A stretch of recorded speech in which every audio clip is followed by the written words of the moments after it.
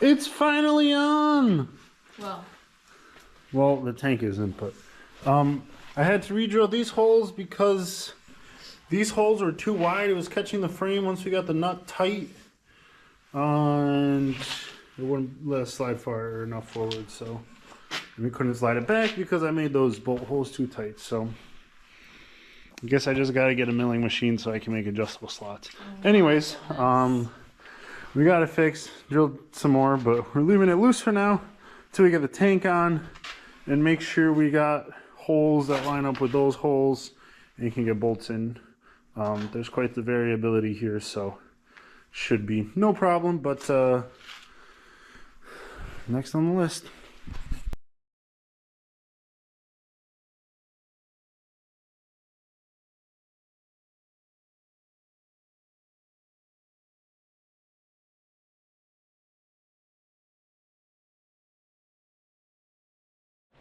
Well, it's not good. Basically, this is where this is sitting. All of the smart electronics, and basically another 2 inches is until we're hooked up. And basically that lift arm is like a 2-degree turn away from running through that. What are your thoughts?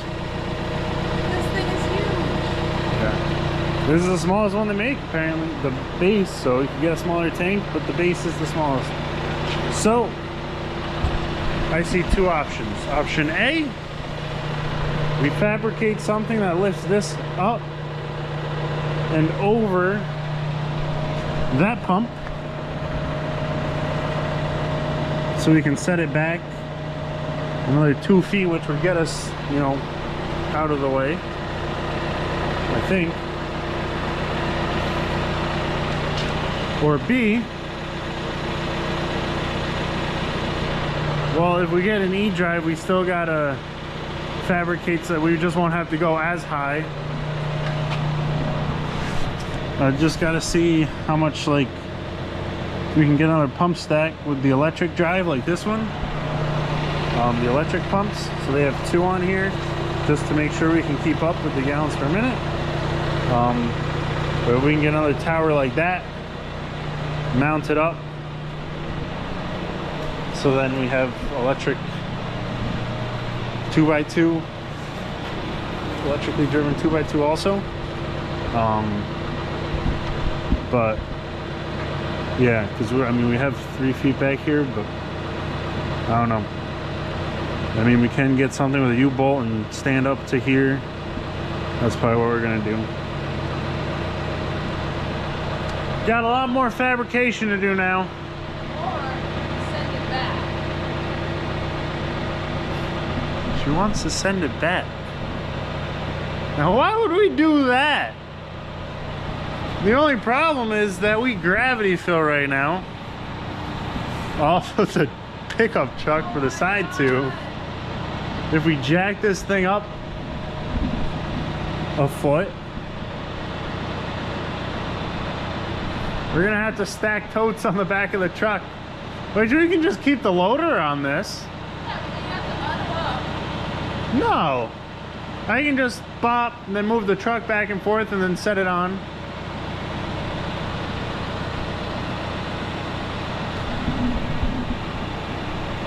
This is all gonna be ran through the isobus plug. There's not any more plugs per se. And hopefully I'll be able to get the power for the lights off of the...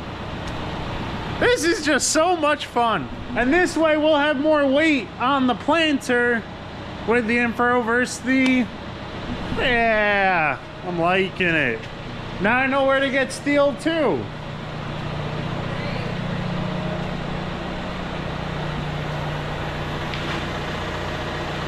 Might just have to get some more U-bolts.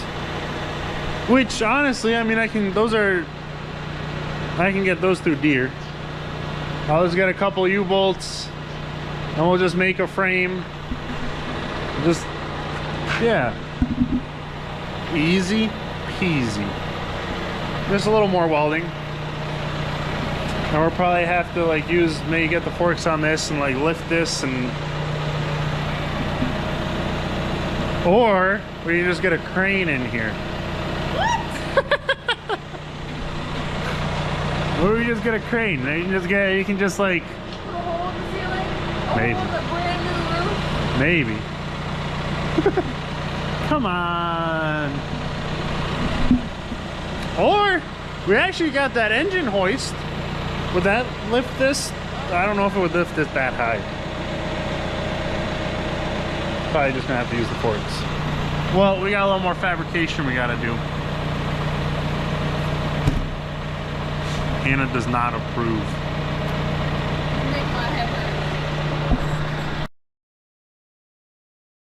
What's up, everybody? Welcome back to another cold day in February. We're working on the planter again.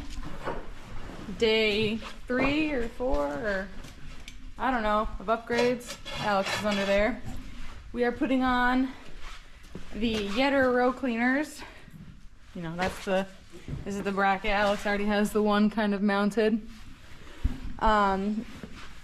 We couldn't get the tank on, so we have to order a 22-inch pedestal thing to raise it up above the pump. So we... You. Yes? Would you mind getting me a bracket?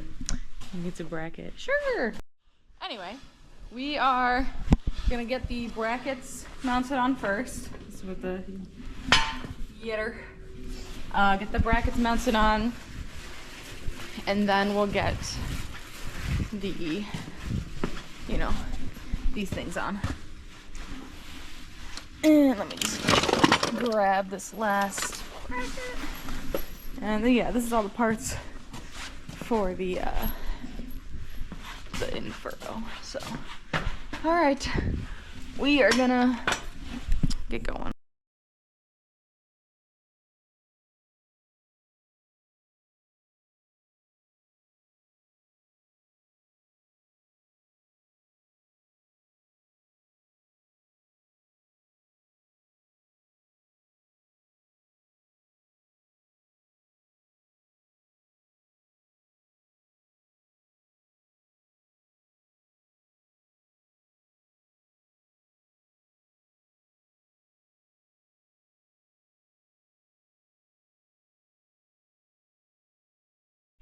All right, so we're getting done there. Alex is putting the bolt in. Doing everything, yeah, I know. What? I'm gonna throw more snowballs at you. Yeah? Yep. Yep. You seem pretty simple to put on, right? I mean, it was 3 bolts and 2 nuts now. Exactly. So. Which is weird. Let me show some. Okay. So basically on this thing, it's like 2 bolts up top that like adjust to your size. Sorry, I'm not able to see. So yeah, so there's basically 2 slotted holes here. For this planter we're on, one of the 2 outside, and then there's one nut on the bottom. And basically, these don't look like lock wash nuts, but they are. And then you put 1 washer there, and you're set. You got to set this above the scraper plate, though, and that'll be how to watch that. But now you got to set the row cleaners. Get those. Basically, this bolts. You got. Where's a nut on one? It's like a D shape. So the nut. This won't move, but the nut will be able to tighten. So. Yeah, basically that, getting that done. And then these are not, we don't have the air on the planter, so these are just manual. So once we get in the field, we'll set them to where we can just split the row a little bit. We didn't get the no-till coulter. That's something, I don't know if we should have, but this keeps it a little tighter in there. But we might, I don't know. Let me know in the comments. I'm debating on if we should run the 2x2 from going the ground to like the dribble out behind the wheels on top. Those are volatilized more. Seems that's the way a lot of people are going. I don't think it should, but personally I like it in the ground, so then not that nitrogen holds on to the soil, but you know, leaches, but at least it's in the ground. It can have some cation exchange capacity to hold on to it, but it would be the anion exchange capacity. Anyways, yeah. I don't know.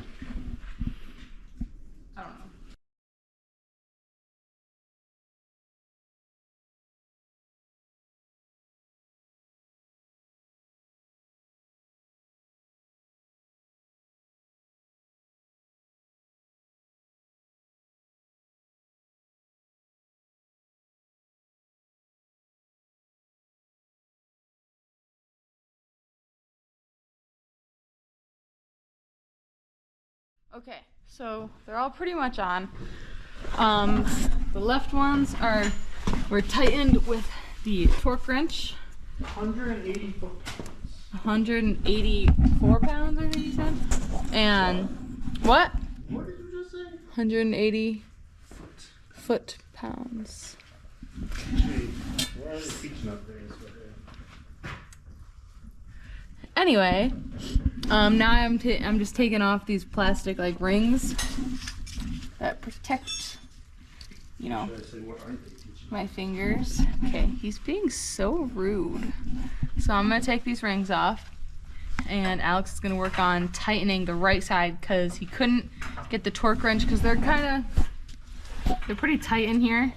So he could only get this one, and he's got to just get that one with the regular wrench instead of the torque wrench. So we're gonna get that going. We're back from lunch, and so we're putting the cameras on. We've got the row cleaners on. They're all set. We're not doing the in-furrow right this second.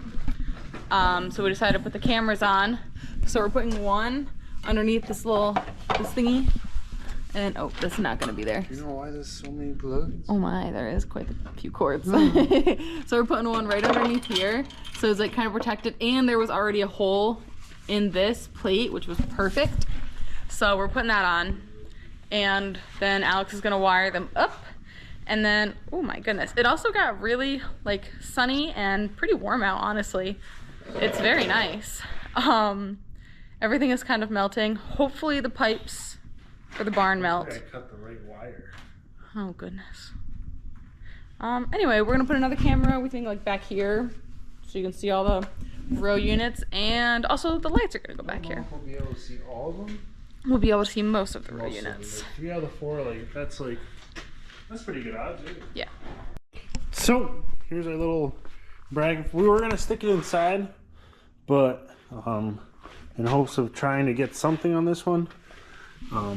Here's the view. So that's why I'm kind of thinking like that. But I don't know. Honestly, it's kind of helping with like this camera, just to see. Yeah, no, we'd have to go pretty far out just to be able to see. You know, you can go. I mean, if we get 3 and then can see the mud on this, because honestly, well, actually, the rubber wheel does pack up a little more, but. You know, with the mud, you know, if it's wet, but we'll be able to see on the fingers also. So that's really the goal, just to be able to see the, you know, dirt, if we're building up on any of the rows, which here you can see right across. So this should be good. And yeah, if you can see the conditions on 3 out of the 4 rows, honestly should be good for the most part. If it's mudding up these wheels, it's probably mudding up the other ones. So I think this is gonna go good. We also got the camera up front here. This is gonna be the view there. So that's actually like kind of perfect. We can see all of the rows. We can see if we're gonna have any trash buildup. Yes, of course we can also look back from the planter, but it is hard to see some of the stuff from up front. So, you know, the front, I'll be checking, you know, the 2x2 coulters, making sure those are not plugging up. The camera, I will then have the view behind the planter. You know, I'll also be seeing if we're not having enough pressure. So obviously I will still get out of the planter. This isn't, you know, I still gotta get the planter set up right, you know, pressures and everything.